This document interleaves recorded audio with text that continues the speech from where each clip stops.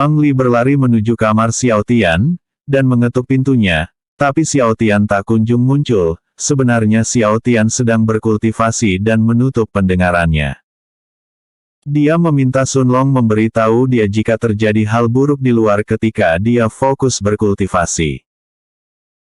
Meski Sun Long mendengar ketukan di pintu Xiao Tian dan teriakan Huang Li memanggilnya, dia malah mengabaikannya karena menganggap teriakan Huang Li tak terlalu penting. Karena terlalu berisik, Su Yan terbangun dari tidurnya. Letak kamarnya tepat di samping kamar Xiao Tian, dia membangunkan si gendut dan Kaibo yang masih tertidur nyenyak. Hei gendut, Kaibo bangunlah, apa kalian tak mendengar teriakan Nona Huang Li? Ucap Su Yan sambil mendorong-dorong tubuh mereka. Ah kau saja yang melihat keluar, aku masih lelah. Ucap Kaibo. Bukankah kau menyukainya, kau saja yang menemuinya, aku masih mengantuk. Ucap si gendut sambil menarik selimut untuk menutupi wajahnya. Dasar orang tak berguna. Ucap Su Yan. Su Yan membuka pintu dan menengok ke arah Huang Li, dengan mata yang masih mengantuk dan keadaan yang masih setengah sadar, dia berkata. Nona Huang Li, apa yang membuatmu berteriak begitu kencang di tengah malam begini? Karena merasa takut, Huang Li memeluk Su Yan sambil menangis. Syukurlah kau bangun, aku sangat takut, aku terus diganggu oleh suara aneh yang menyuruhku pergi. Su Yan mengambil kesempatan dalam kesempitan, dia memeluk dan mengelus kepala Huang Li sambil berkata. Tenanglah aku ada di sini, aku akan melakukan apapun agar kau bisa tidur dengan nyenyak. Ucap Su Yan. Sadar bahwa dia sedang memeluk Su Yan, Huang Li melepaskan pelukannya. Tapi saat pelukannya terlepas suara itu terdengar lagi. Pergilah dari sini. Teriakan itu terdengar keras di telinga Huang Li. Huang Li memeluk Su Yan kembali dengan sangat erat, karena takut dia pun berkata, bisakah aku tidur bersamamu malam ini? Su Yan merasa bahagia karena pelukan Huang Li, dia memegang pundak Huang Li dan berkata, tenanglah demi dirimu aku akan melakukan apapun. Dengan wajah senangnya, Su Yan berpikir. Terima kasih Dewa, akhirnya aku menemukan kebahagiaan. Kalau begitu ayo ikut aku ke kamarku. Ucap Huang Li dengan malu-malu. Sialan gara-gara hantu aku harus bergantung pada pria mesum ini. Pikir Huang Li. Tepat ketika Huang Li ingin menuju ke kamarnya, tiba-tiba saja bumi bergetar, bangunan tempat mereka menginap berguncang begitu keras. Sun Long memanggil Xiao Tian karena kejadian itu, akhirnya Xiao Tian keluar kamar untuk mengecek apa yang terjadi. Kaibo dan Jingmi pun bangkit dari tidurnya, tentu saja si gendut juga berlari keluar kamar. Tanah masih terasa berguncang, mereka berusaha keluar dari penginapan tapi semua pintu keluar telah terkunci. Melihat keadaan itu Xiao Tian yakin bahwa ini adalah konspirasi yang dilakukan oleh pemilik penginapan. Dengan kekuatan penuhnya Xiao Tian menendang pintu yang terkunci, saat pintu terbuka pemandangan di luar penginapan telah berubah, seakan-akan mereka telah dipindahkan di sebuah tempat yang berbeda. Sejauh mata memandang yang terlihat di sekitar adalah sebuah makam. Melihat keadaan di luar, Su Yan berkata, apa yang sebenarnya terjadi? Kenapa desanya berubah? Huanran keluar dari cincin ruang milik si gendut, dengan mode cantiknya dia berkata. Mas Endut, berhati-hatilah di wilayah ini terasa begitu banyak roh jahat. Mendengar ucapan Huanran, si gendut memperhatikan sekeliling dan berkata.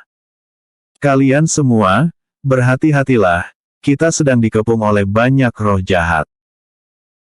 Mendengar ucapan si gendut, Su Yan memasang wajah tak percaya dan memukul kepala si gendut. Sambil memegang kepala si gendut, Su Yan berkata. Kau ini berhenti bercanda, bukankah kau yang paling tak percaya dengan hantu di sini? Sejak kapan kau bisa merasakan adanya roh jahat? Dengan wajah serius si gendut berkata. Aku mengatakan yang sebenarnya, Jika kau tak mau percaya ya sudahlah. Su Yan berusaha mencairkan suasana, dia bertanya kepada Kaibo dan Jingmi. Di sini tak ada apa-apa kan? Kalian kan yang paling sensitif kalau masalah begituan. Ucap Su Yan. Yang dikatakan si gendut memang benar, kita sedang dikepung kumpulan roh jahat. Ucap Kaibo dengan wajah serius. Saat Su Yan melirik ke arah Jingmi, Jingmi pun menjawab. Aku sangat yakin, kalau di sekeliling kita terdapat banyak roh jahat. Ayolah berhenti bercanda, lihatlah kalian membuat para prajurit ketakutan karena ucapan kalian. Ucap Su Yan dengan tubuh yang menggigil ketakutan. Mendengar ucapan Su Yan, para prajurit keluarga Huang, dengan kompak berkata. Bukannya kau yang terlihat ketakutan? Xiao Tian bertanya kepada Sun Long lewat telepatinya. Sun Long katakan padaku sebenarnya apa yang terjadi. Apakah para warga desa yang sebelumnya hanyalah sebuah ilusi? Sun Long pun menjawab, tidak, mereka adalah manusia biasa, dan bukanlah ilusi. Alasan kalian berada di sini adalah, bangunan yang kalian gunakan telah dipindahkan kemari dengan sihir dari seorang iblis. Iblis? Apa tujuan seorang iblis membawa kami kemari? Apakah warga desa tahu tentang ini? Ucap Xiao Tian lewat telepati. Mungkin iya, mungkin juga tidak, aku bukanlah dewa yang bisa tahu segalanya, yang pasti tujuan iblis itu membawa kalian kemari bukanlah untuk mengundang kalian makan malam, atau berpesta. Jawab Sun Long. Sialan, kenapa harus ada kejadian seperti ini? Saat kami sedang beristirahat, apakah ada cara agar keluar dari ruang dimensi ini? Ucap Xiao Tian lewat telepati. Sun Long pun menjawab. Satu-satunya cara adalah membunuh iblis yang menggunakan sihir ini kepada kalian. Masalahnya jika dia tak muncul kalian akan terjebak di sini selamanya. Mendengar jawaban Sun Long, Xiao Tian hanya bisa mengepalkan tangannya. Ketika mereka memperhatikan sekitar, terdengar suara retakan tanah dari salah satu kuburan. Dalam suasana yang mencekam, sebuah tangan berwarna hijau baru saja keluar dari dalam kuburan. Perlahan-lahan semua kuburan di sana mengeluarkan suara retakan. Kreak-kreak. Tak lama setelah suara itu terdengar, satu persatu kuburan mengeluarkan tangan berwarna hijau. Tangan itu mengeluarkan bau busuk yang membuat semua orang mual. Tangan-tangan yang muncul dari dalam tanah semakin banyak dan berusaha menggali keluar kuburan. Setelah diperhatikan, semua tangan itu adalah tangan dari mayat hidup, atau mereka memanggilnya sebagai zombie. Dalam sekejap pemandangan di sekitar dipenuhi oleh ribuan zombie, para prajurit berusaha menebas satu persatu zombie itu, tapi meski menebas leher mereka, para zombie itu masih bisa bergerak dan memasang kepala mereka kembali. Melihat pemandangan yang begitu mengerikan, Su Yan hanya bisa menggigil ketakutan. Dengan bantuan Huan Ran, si gendut berhasil menghindari serangan para zombie. Xiao Tian melemparkan bola api ke arah para zombie dan berhasil menghanguskan mereka. Tapi semua yang dia lakukan hanyalah sia-sia karena bahkan setelah menjadi abu, zombie-zombie itu bisa utuh kembali. Satu-satunya jalan keluar adalah mencari iblis pengguna teknik ini. Xiao Tian dan rombongannya terus berusaha melawan para zombie yang mendekat. Mereka menghabisi ribuan zombie, tapi jumlah para zombie tak berkurang sedikitpun, malah lebih cenderung bertambah. Mereka berada dalam situasi yang tidak menguntungkan, karena tak bisa beregenerasi seperti para zombie. Mereka terus melawan hingga kehabisan tenaga. Tak lama kemudian, terdengar suara tawa yang begitu keras. Hahaha. Inilah yang akan kau terima jika tak mau mendengarkanku. Huang Li mengenal suara itu, karena takut hanya dia yang mendengar. Dia pun bertanya, apakah kalian mendengar suara tawa itu? Tentu saja kami mendengarnya, kami kan tidak tuli. Ucap Su Yan. Hei roh jahat, tunjukkan wujudmu. Ucap gendut yang dirasuki Huan Ran. Hahaha. Kau pikir aku ini siapa? Aku tak akan menurutimu. Ucap suara itu. Kalau kau tak mau muncul maka aku akan menyeretmu kemari. Ucap Huanran yang merasuki tubuh si gendut. Coba saja kalau kau bisa. Teriak suara itu. Dengan memakai tubuh si gendut, Huanran membaca sebuah mantra dan merentangkan kedua tangannya, kemudian dia menyatukan kedua tangannya ke arah depan. Dalam posisi kedua telapak tangan yang menyatu Huanran membuat tubuh si gendut dipenuhi cahaya kuning yang membuat para zombie menjauhinya. Cahaya kuning itu membentuk sebuah rantai. Dengan mata yang bersinar terang si gendut berkata, "Tunduklah." Para zombie berhenti bergerak dan sebuah roh jahat telah muncul dari retakan dimensi. Dia memiliki wajah seperti gadis muda. Hanya saja tak memiliki bola mata, dia ditarik oleh aura kuning yang berbentuk rantai. Saat roh itu terikat tak berdaya di hadapan semua orang, Huanran bertanya, "Apa maksudmu membawa kami ke ruang dimensi ini?" Dengan wajah yang ketakutan roh itu menjawab, "Aku hanya disuruh menyerang kalian dengan zombie, yang membawa kalian ke ruang dimensi ini bukanlah aku.